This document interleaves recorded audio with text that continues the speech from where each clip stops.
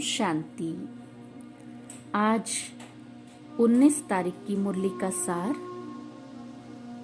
आज बाबा ने बहुत अच्छी बात कही। यह सारी दुनिया रोगियों की बड़ी हॉस्पिटल है। बाबा आए हैं सारी दुनिया को निरोगी बनाने। बाबा ने बहुत अच्छे प्रश्न पूछा, कौन सी स्मृति रहे तो कभी भी मुरझाइश व दुख की लहर नहीं आ सकती है। तो बाबा ने उसमें 3 बातें मुख्य कहा कि एक है, अभी हम इस पुरानी दुनिया पुराने शरीर को छोड़ घर में जाएंगे, फिर नई दुनिया में पुनर्जन्म लेंगे। और दूसरी पॉइंट, हम अभी राजयोग सीख रहे हैं राजाई में जाने के लिए। और तीसरा है, बाप हम बच्चों के लिए रूहानी राजस्थान स्थापन कर रहे हैं। ये स्मृति रहे तो दुख की लहर आ नहीं सकती।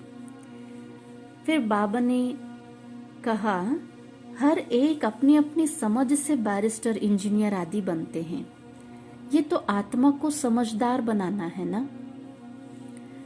पढ़ती भी तो आत्मा है शरीर द्वारा, तो आत्मा को ही समझदार बनना है, आत्म अभिमानी बनना है। यही मुख्य बात है। और ये सब रोगी दुनिया है, और ऐसा कोई मनुष्य नहीं जो रोगी नहीं बनता हो। कुछ ना कुछ तो होता जरूर है। ये सारी दुनिया बड़े ते बड़े हॉस्पिटल है, जिसमें सब मनुष्य पतित रोगी है। आयु भी कम है, अचानक मृत्यु को पा लेते हैं, काल के चंबे में आ जाते हैं। तो उसके लिए बाबा ने खास कहा, एक तो मनुष्य होकर और पारलौकिक बाप को नहीं जानते, उनसे प्यार नहीं रखते। तो अब बाबा कहते, मेरे साथ प्यार रखो। मेरे साथ प्यार रखते रखते तुमको मेरे साथ ही वापस चलना है। तो इसलिए देह अभिमान को छोड़ देही अभिमानी बनो। तो ये जब धारणा कर लेंगे और बाप को तुम याद कर सकते हो। अगर देही अभिमानी नहीं बनते तो कोई काम के नहीं। फिर बाबा ने कहा,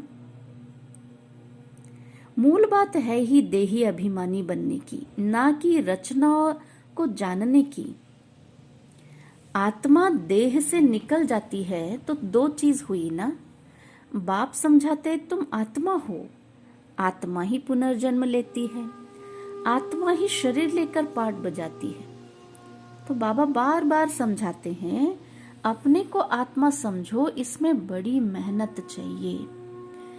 फिर बाबा ने समझाया उदाहरण में, क्राइस्ट की बात में बाबा ने कहा, आत्मा तो फांसी पर नहीं चढ़ती है। अब क्राइस्ट की आत्मा गॉड फादर के पास गई, ये कहना भी रॉन्ग हो जाता है। वापस तो कोई जा कैसे सकेंगे। हर एक को स्थापना फिर पालना जरूर करनी होती है। मकान को पुताई आदि कराई जाती है तो यह भी पालना है ना। तो ऐसे ही बाबा ने खास कहा, फिर से पालना करने के लिए क्राइस्ट की आत्मा ने पुनर्जन्म लिया है, उनको पुनर्जन्म यहीं पर ही लेना ही पड़ता है। फिर बाबा ने और भी कहते हुए कहा कि ये नॉलेज बेहद के बाप के सिवाय कोई भी नहीं दे सकते, और इस नॉलेज से अपना ही कल्याण करना है और रोगी से निरोगी बनना है। और रोगी जरूर जल्दी मर जाएंगे। बाप आकर इस सारे विश्व को निरोगी बनाते हैं। ऐसा नहीं कि यहाँ ही निरोगी बनेंगे। बाबा कहते हैं निरोगी होते ही है नई दुनिया में, पुरानी दुनिया में निरोगी नहीं हो सकते। फिर बाबा ने कहा, रोगी विशेष होते हैं, वाइसलेस रोगी नहीं होते हैं। वह है ही संपूर्ण निर्विकारी। फिर बाबा कहते हैं, निरोगी बनते हो याद की यात्रा से। फिर बाबा ने कहा, समझाना भी ये बातें बहुत सहज है, लेकिन बाबा ने कहा समझाए वह जो खुद भी रूहानी यात्रा पर हो। खुद होगा नहीं तो दूसरों को बताएंगे तो तीर नहीं लगेगा। तो बाबा ने कहा उसके लिए सच्चाई का जौहर चाहिए। फिर बाबा कहते हैं अपने को आत्मा समझ बाप को याद करो। इसको ही रूहानी योग कहा जाता है, बाकी सब है जिस्मानी योग। फिर बाबा ने कहा आत्मा ही ट्रैवल कर रही है, शरीर नहीं। तुम ट्रैवल करते हो मतलब यात्रा करते हो। बाबा ही आकर के यात्रा सिखाते हैं। फिर बाबा ने कहा टीचर का फरमान है अच्छी रीति पढ़कर पास हो जाओ। अगर फरमान को नहीं मानेंगे तो नापास हो जाएंगे। फिर बाबा ने कहा नॉलेज से मर्तबा का फर्क हो जाते हैं। नॉलेज में भी होशियारी चाहिए, पवित्रता भी जरूरी है और हेल्थ वेल्थ भी चाहिए। तो स्वर्ग में सब है ना। बाप एम ऑब्जेक्ट समझाते हैं। फिर बाबा ने बहुत अच्छी एक मुख्य पॉइंट बताई, बच्चों को स्थायी खुशी क्यों नहीं रहती। उसका कारण भी बाबा ने कहा माया का ऑपोजिशन बहुत है, इसलिए खुशी कम हो जाती है। पतित पावन खुद कहते हैं मुझे याद करो तो तुम्हारे जन्म जन्मांतर के पाप भस्म हो जाएंगे। फिर बाबा ने कहा यह है पवित्र बनने की नॉलेज। तुम कह सकते हो हमारा उद्देश्य है मनुष्य को आस्तिक बनाना, धनी का बनाना। अभी सब निधन के हैं, हम धन का बनते हैं। सुख शांति संपत्ति का वर्षा देने वाला बाप ही है।